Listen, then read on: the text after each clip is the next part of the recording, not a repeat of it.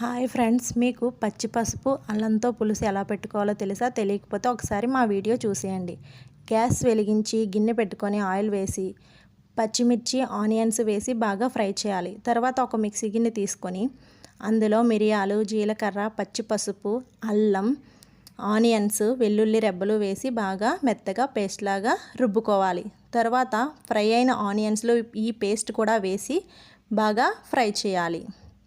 ఇది దగ్గుకి జలుబుకి కూడా బాగా పనిచేస్తుంది ఈ పులుసు.